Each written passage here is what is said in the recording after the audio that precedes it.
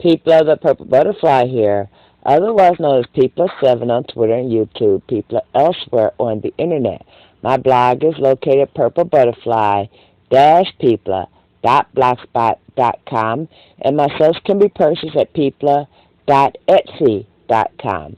And I hang out on the Soaping 101 study hall, and we have some fun debates and some spirited conversations, and some stuff is just funny, and some people want to pretend there's an argument where none existed. Because when you're reading text, you have to infer whatever emotional value you think that conversation had instead of just reading the text and getting the information. Some people carry that away. Okay, so there's one conversation was one of the sister soapers seen somebody that had some homemade soap covered in ash, unwrapped, and was selling it. And since she's a new soaper or a veteran soaper or she makes her own soap, she knows that's not supposed to have ash on it. But she said, hey, whatever it is she said to him. And somebody commented he knew his work was busted, which was funny. But my issue was the fact that the soap was not wrapped. And I'm going to tell you why. Okay, today I took a sample of my soap and the actual bar of soap to one of the people at church because they wanted to see what it smelled like, but it's not done curing. So I took it wrapped in a coffee filter like this. She was allowed to open it up and take a look at the, colors and all that and tape it back. But clearly through a coffee filter, you can smell the red currant in this soap. See how far away from my nose that is? But I could clearly smell that. Now, the reason I got that in coffee paper is for the fact that the smell will carry through if I don't have an available sample. The reason why I do that, and the reason why I wrap my soaps up in the regular wrapper that I have, and the reason why I wrapped it up in cello is for sanitary purposes. I mean, by law, you don't have to do that. By law, you don't even have to tell what's in the soap. But it's a good thing to do because people are sensitive to certain ingredients. People have allergies, and the reason we make natural products is so we can avoid the allergic reactions and so forth and so on. It's a good idea to write down the net weight. That's part of the Soap Commissioner's guidelines, but it's not a requirement. But people want to know what they're getting. If you pay $5 for a soap, you want to know at least you got 3 ounces of soap there. Sometimes it's 5, sometimes it's whatever. But my soaps are always over 3 ounces. If it's under 3 ounces, I won't sell it. But this woman at work, I'm not going to mention any names. I'm not going to give you a description. I'm going to get my pack of cigarettes here, that's what I'm going to do, and use it as a demonstrator because I'm not going to do it with the soap.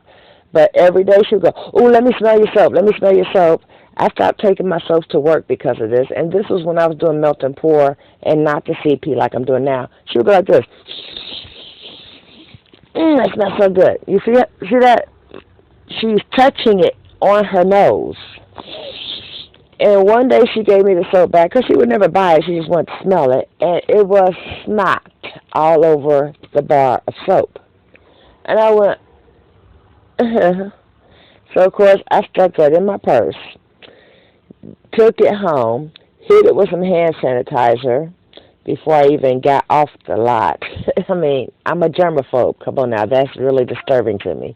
But I hit it with some hand sanitizer. I took it home. I took some scissors so I didn't have to touch it again and cut that label off and put a whole new label on there. And I never took the soap back to work. If someone said, hey, I need another bar Slam, I said, okay, I'll bring it to you this afternoon for the evening run. And I made sure the only person to touch that bar Slam in this wrapper was the person that was giving me the $5 for that bar of soap. I'm a germaphobe anyway. I don't try to deal with all these things in the air that will make you sick. But when people do stuff like that and there's, shall we say, body fluids on their, just no. And then to turn around and give that to a different person and say, here you go, oh, I got my money, I ain't worried about it. No, I'm not like that. I was raised the right way. So my position is this. If it's good enough for me, then it's good enough for you. When I make something that's good enough for me and safe enough for me, automatically it's safe enough for you. If it's got body fluid, stuff like that on it, I don't want to touch it. I'm not going to sell it to you. I'll say, hey, I'll bring you another bar tomorrow. Or, oh, I have to go get it. I'm not going to even tell them, hey, I got a snotty one in my purse. Oh, I think I got sick a little.